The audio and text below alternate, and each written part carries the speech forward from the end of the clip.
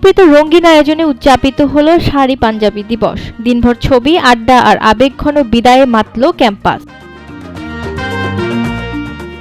Bangladesh university of প্রফেশনালসে বৃহস্পতিবার পালিত হল বছর জুড়ে অপেক্ষার এক বিশেষ দিন, শাড়ি পাঞ্জাবি দিবস বা সংক্ষেপে শাপা।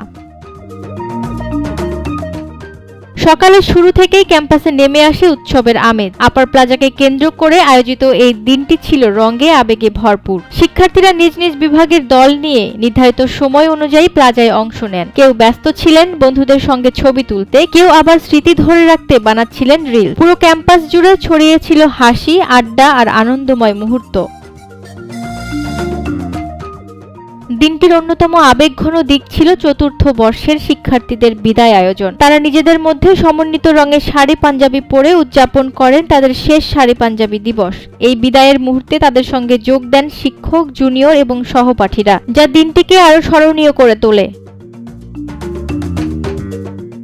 যদিও নির্ধারিত সময়ের তুলনায় কয়েকটি বিভাগ একটু বেশি সময় আপার প্লাজায় অবস্থান করেছে, তবে এ নিয়ে কোনো বিভাগ থেকে অভিযোগ ওঠেনি। বরং শিক্ষার্থীদের মধ্যকার পারস্পরিক শ্রদ্ধাবোধ ও সহযোগিতার মনোভাব আরও স্পষ্ট হয়েছে।